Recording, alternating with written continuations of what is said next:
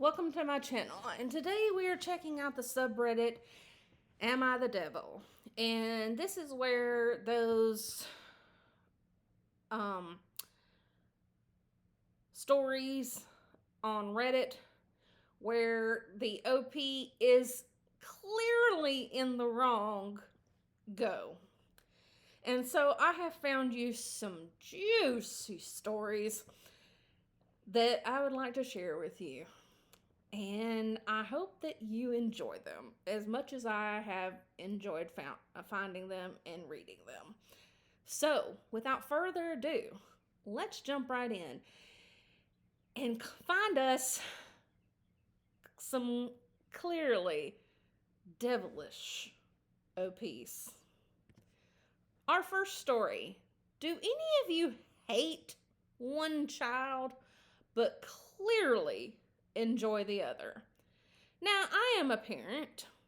I only have one child, but growing up, I was one of two. And as much as my mom tried to not have a favorite child, it was very clear that I was not the favorite child and my sister was. But man, it must suck to know that your parent hates you, because I know that this probably happens. So let's read and find out. Asking because I can't stand my oldest, who is 12, but really enjoy spending time with my youngest, who is 8.5. Both are the same gender. So, oof. My oldest is a good kid, never gets in trouble at school, good grades, healthy friendships, but has always been needy and dramatic. I'm going to assume they're girls then, because girls are a little more dramatic than boys, and I have a boy, and I was a girl, and I was dramatic. I know. I really hate being around them. I can't wait until they are gone and secretly hope they go non-contact with me. Oh my gosh. You want your child to go non-contact with you? Quick story. My sister went no contact with my mom, who, let's just say, has narcissistic tendencies, and stayed non-contact with her for about almost 3.5 years before she was allowed back in my sister and my niece and nephew's life. And that was because she actually fulfilled the things that my sister wanted her to do before she was allowed in my niece and nephew's life. So saying those things about your child while they're not old enough to have children of their own and you want to be involved in those children's lives is, geez, I don't know. I don't know that that's, I don't know what kind of psychotic you have to be. Yikes. I think I am a decent parent, a C- or a C+. I would disagree. But I don't know your parenting. I'm not in your house. But nothing I do seems to be good enough for my oldest. They're nearly a teenager. Nothing is good for a preteen. They think that everything is whack. I know, because I have a teenager who argues that he did not say something he told me the day before the next day. Okay, so I understand. I'm very frustrated right now. Always ungrateful and disrespectful unless I buy them something. Well, don't buy them anything. You're just making them more spoiled. And then it's back to ignoring me or being rude. You made them like this. I regret the oldest, but not the youngest. I love traveling with the youngest, homework, etc. Anyone else feel like that? I think that you have made this situation the way it is. I hate to say it, I do. But at the same time, like when you have your first child, and again, I know I can't say a lot here because I don't have a second child to like piggyback off of on this statement, but I have seen this situation in my own life.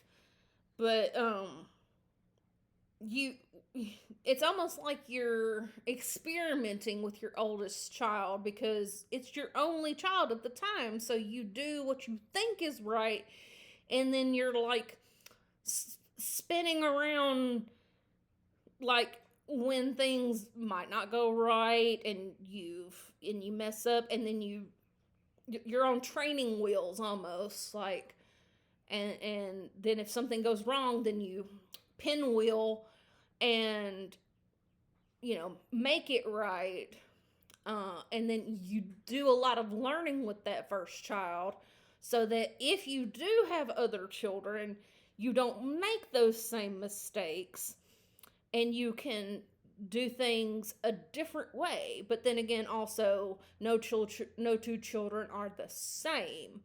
So, I mean, there's a lot to be said about that as well.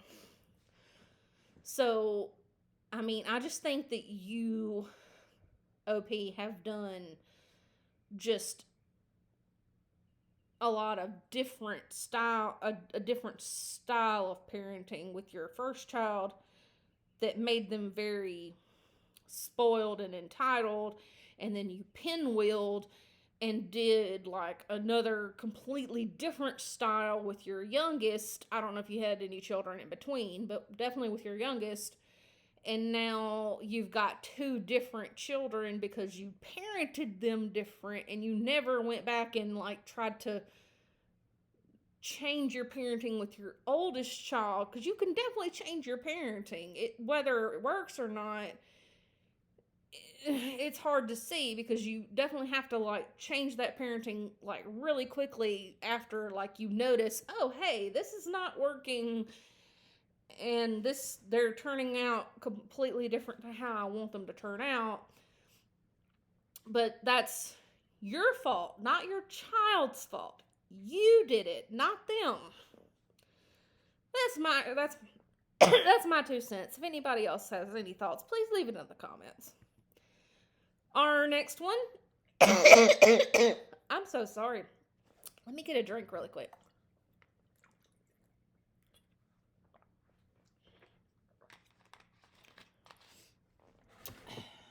Talked too much and got my throat all dry. Our next story. The kid had a meltdown this weekend, and I'm done. I'm not going to be disrespected any longer. How old is the kid? A throwaway account. Yay. My 12-year-old daughter, another preteen, okay, had a meltdown this weekend over an iPhone. Okay, so we have another spoiled kid. My ex-wife and I agreed that we would get her a Gab phone. It's a phone for kids and teens, no internet, no social media on it, this summer, provided she did well in school and showed she was responsible enough. I went to pick up this phone Friday, and when I got it, I saw that my ex-in-laws had bought her an iPhone. Ooh, okay. Okay. Oh, sticky situation. Okay. My ex goes, Mom and Dad wanted to surprise her since she did so well. My ex-in-laws have always tried to undermine our parenting, especially my ex-mother-in-law. Yeah, they can do that. My ex-wife always tried to downplay it, and it was one of the reasons we divorced 6 years ago. I say she's giving it back. You and I agreed that it would be a Gab cell phone when she got a cell phone. I look at my ex-mother-in-law and tell her the phone's going back, and before you say anything, it's not about the money. Her mother and I already planned what type of phone she could get. You're going to take the phone back because you had no business buying it for her. Ooh. She goes over to her and says, "Sorry, honey, but your dad says you can't have it." Ooh, I don't know. Ooh, so hard. Ooh, I don't. Ooh. The tears start first and then the meltdown. And no, she's not on the spectrum. She yells at me, "I hate you. You ruin everything. I hate going over to your house. I hate you. I wish Tom, her stepdad since she was six, was my dad. I hate you. I wish you would disappear." Oh. Oh gosh. Oh gosh. Oh gosh. Oh gosh. Oh gosh. Okay. Ooh, before we move on. The kid should not have been in the room when this discussion was taking place, because then she would not have had any type of response to this. Mm. Mm. Mm. Mm. Mm. The mother-in-law definitely should not have said anything to the kid. Like I said, oh, the kid should not have been there. Oof. Ooh. Okay. Something just broke in me. I thought about all the money I spent in the custody battle, all the time I spent going to recitals, going to parent-teacher meetings because she was being a mean girl, all the crap I had to put up with from my ex-in-laws, always trying to undermine me, my ex-wife agreeing to something with me, then caving to her or her folks, making me look like the bad guy, just all the downright disrespect and being made to feel terrible just because I try to set rules and boundaries. The feeling of always drowning and being overwhelmed by parenting. I was just so sick of parenting this little mean girl. Her grandma comforts her, and her mom tells her, "Apologize to your dad." I tell her, "No, don't make her apologize, because I want to know if she truly feels that way." I look her in the eyes and I ask her, "Do you really feel that way? Just tell me the truth." She looks me in the eyes and says, "Yes, I hate you. And yes, I wish Tom was my dad." And she meant it. I tell them, "Fine. She can keep the phone because I'm done. She doesn't want to come over anymore? Fine. If Tom wants to adopt her, tell him to draw up the papers and I'll sign them. You're going to get your wish, kiddo. I'm going to disappear. I'll pack up your room and your things at my place and I'll drop everything off this weekend." I did just that when I got home, packed up all her stuff and dropped it off at her mom's front door early Saturday morning. I got dozens of texts and calls from my ex wanting to talk the past few days, but I did not respond.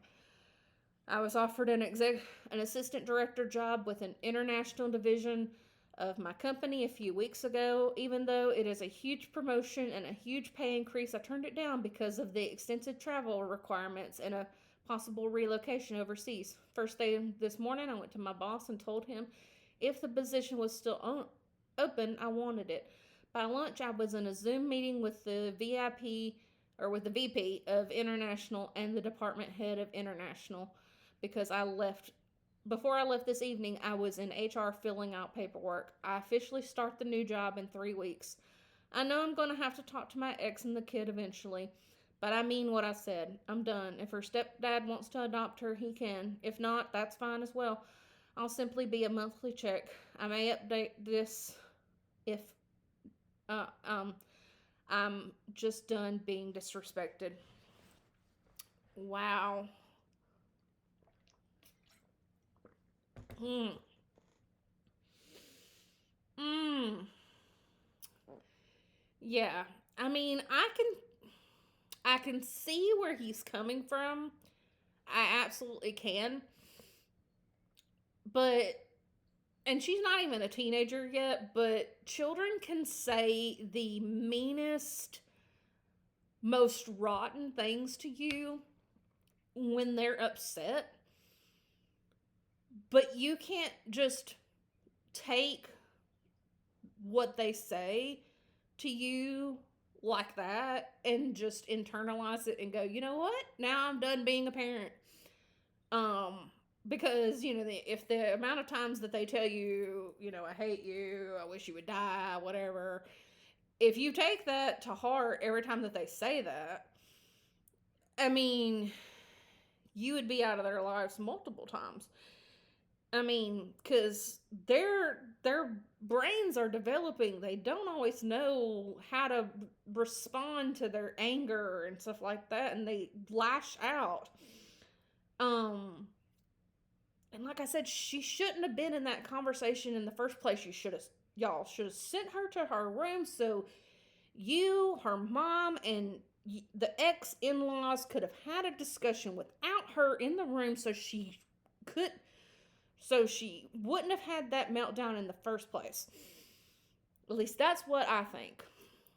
For what it's worth, it's probably worth about what anybody else's opinion is worth. And then all of this could have been avoided. Because in the end, I do believe that your daughter does love you. She just snapped and said the first thing that came to her mind while she was angry, and now you're gonna take that and leave her, and when she calms down and realizes what she's done, what is that gonna do to her? I mean, this was not something that had to just go to the extreme. This could have been handled a lot different. At least I think so. If anybody else has any thoughts, just leave them in the comments, please. All right, our next story. I, 22 male, recently went on a trip with my girlfriend, 21 female, and no, she wants nothing to do with my family. Okay. We've been dating for a year, starting June 2023. Golly. And it's almost 2024. Y'all, this year has flown by. She met my parents back in October, and it went very well. She also met one of my father's sisters on a separate occasion, as well as her husband, my uncle, and their two TWO kids, my cousins. Both of these meetings went smooth. I informed her of a family beach trip that included the entire immediate family. June, July, August, September. So y'all been dating 5 months. And she's met a good portion of your family. And now you want to go on a beach trip with your entire immediate... That's really, like, quick. Now, I can't say much, because me and my husband met, dated, engaged, and got married all within basically a year. But for most people, that's really quick. So I informed her of a family beach trip that included the entire immediate family. My dad, his 2 sisters, their husbands and kids, as well as my grandparents and close family friends. My family is not a typical one, I'd say. They are a tight-knit group and don't take too kindly to outsiders. I'd say that's not normal. I'd say a good number of families if a family member of theirs is dating someone and they bring that date in, then they're not going to be like, oh, we don't like her because she's an outsider. No, they're going to be friendly to that person. That doesn't make sense how you just put, and the next sentence proves it. They love to test, per se, each new potential member. I hate to put it like that, but that's the reality. What do you mean test them? Like, how? How do they test them? That's what I want to know. Because that's not normal. That's not normal. Yeah, what you said. It's not typical. That's not typical. That's not normal. I warned her, my girlfriend, of this and could tell she was nervous. Okay. So you're going to go into what the test is. Okay. We get to the beach the first day and all seems fine from my point of view. until we all get back to the hotel and start drinking during dinner. Of course, it would be while you're drinking. Yep. They start chirping her a bit for reading on the beach. Oh, which she doesn't like one bit. Also, later in the night, one of my cousins calls her out for what political party she aligns herself with in front of everyone, and of course, she doesn't like that either. Why does it matter? Everyone's allowed to their own opinion. She also tried to play into the game a little bit by firing back and was met with criticism. I spoke to my mother about it and her experience, and she explained to me she had to sit quiet for 2 years when my dad brought her around. Oh, no, that would not be what I would do. I don't want my girlfriend to have to walk on eggshells for 2 years. My family can also say things that make people very uncomfortable, such as jokes targeting people for a plethora of things, but they play it off that they make fun of everyone equally. I am still uncomfortable to this day by some things my family does and says, but to me, I can look past that because they love me to death and would do anything for me.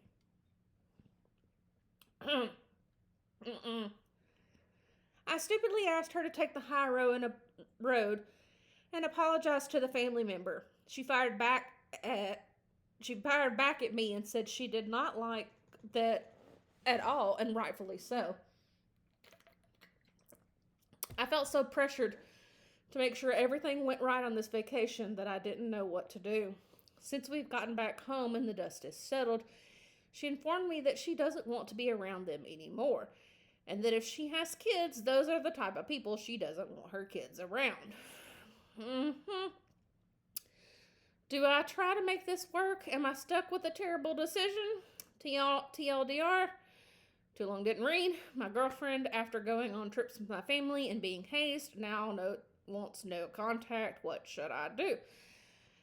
I guess that depends on what you want. Do you want to be involved in your family's life more than you want this girl to be involved in your life? Because I think that's what this has come down to.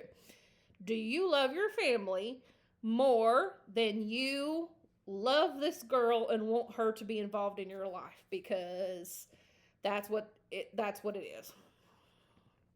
All right. Our next post. We should not have Social Security. Instead, there should be a reverse Social Security program where old people are taxed and their money goes to a fund for young couples to start families. I wonder who wrote this. No more vampire society. It makes no sense and is also reprehensible. That money and resources is siphoned from the young and gives to the old. It's selfish and detrimental to society. Everyone knows about how bad an aging society is and damage it does in all aspects of society. A healthy society requires a strong young population. An aging society means young people are exhausted, deprived, anxious, marginalized, stripped of all abilities to have families of their own. The idea that old people hoard the wealth, live out their prime, have all the resources, and that's not good enough. Money has to be taken from young people to additionally fund old people is just wrong. A monthly tax instead of a stipend is levied onto the elderly that goes to a fund for young couples to start families of their own, to have children, have a home, pay down debt, etc. Old people need to learn to pay it forward and not just think about themselves. And a monthly tax would help achieve that. It's an obligation for the elderly to pay it forward to the next generation.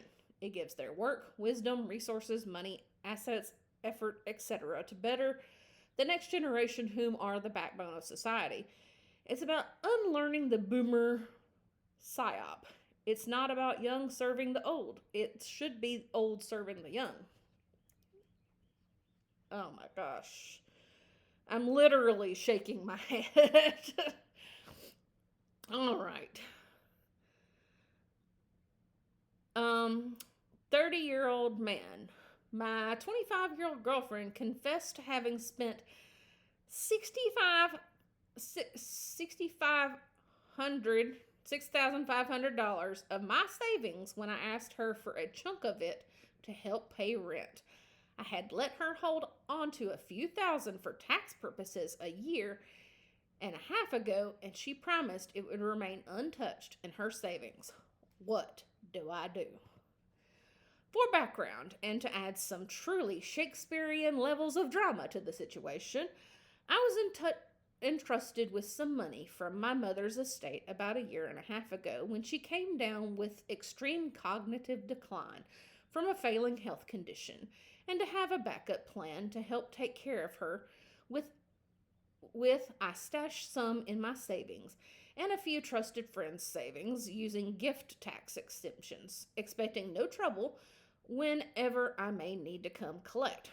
Flash forward a year and a half, and bills are somewhat tight, and my girlfriend, who has now been living with me the last few months, randomly starts acting sad and mopey when I ask her for a grand out of my savings I left with her. She explains how she accidentally wound up using it all on groceries and living expenses months prior when she was living with her friends, rent-free, mind you, and was very sorry and would try to pay me back. She makes barely $1,300 a month, and after grocery bills probably only brings in $900 or so at her workplace. And she was already meant to start paying rent at around $800 or to $900 a month. So if she lives here now, she basically could never, hardly even begin paying me back at her current pay rate. I kicked her out this morning, and she messaged me about how sorry she is and how she will try to make it right, and sent me $600. Measly consolation fare, really, in my opinion, and just a betrayal of trust I can't get back. Mind you, my dad died 2 years ago, and then my mom came down with her decline and issues a year and a half ago. And as a single child, I've been having to wrangle all the affairs in order to try and take care of my now ailing mother, while this has been going on with little to no help from the aforementioned girlfriend.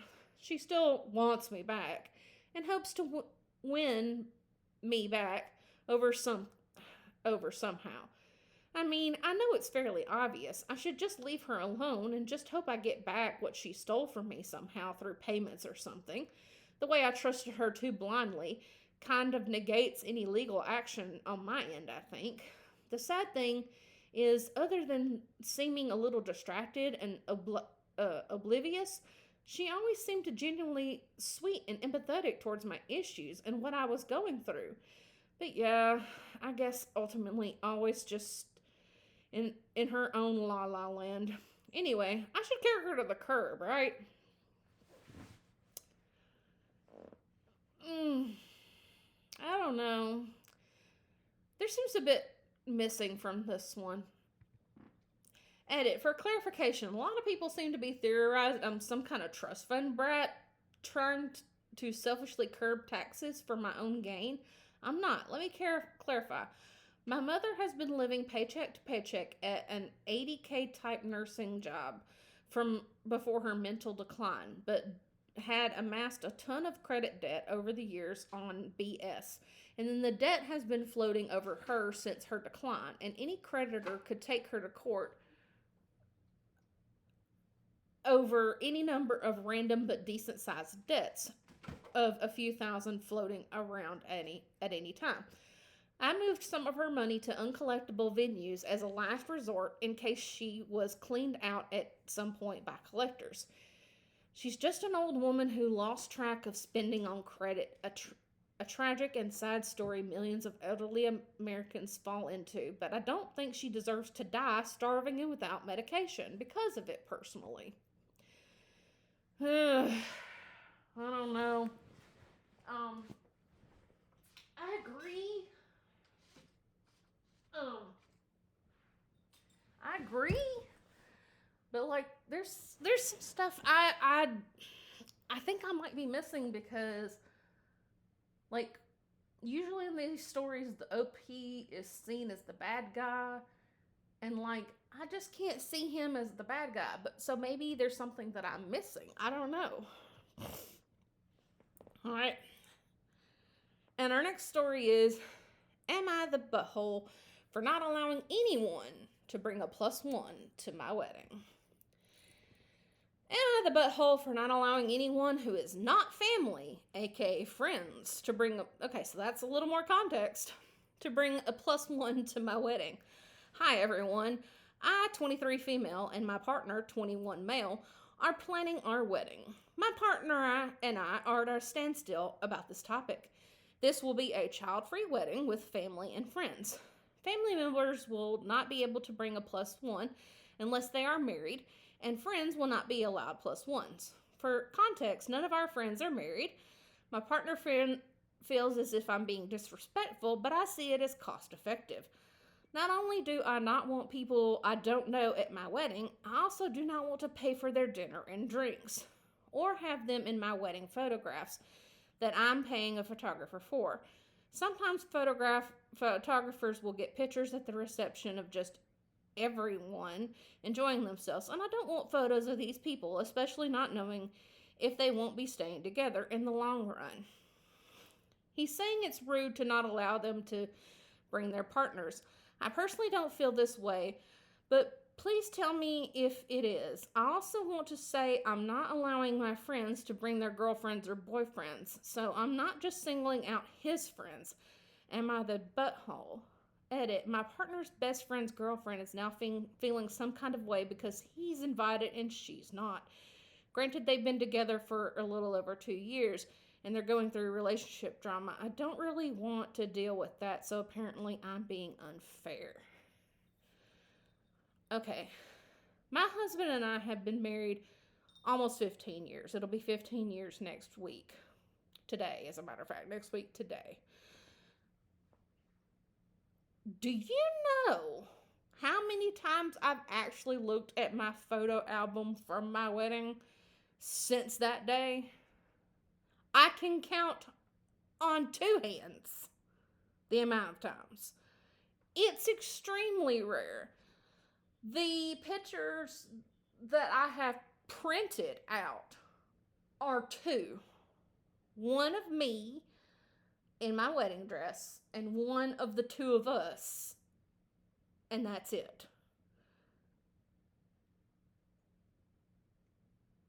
I think you're being a little too, like, you're just being too controlling over this. So what if some people, like, we literally maybe had 30 people at our wedding. 30, maybe. I didn't count. I was a little too sidetracked. But we might have had 30 people at our wedding. And looking back on it, we might should have eloped. But there was more to it than that. So anyway.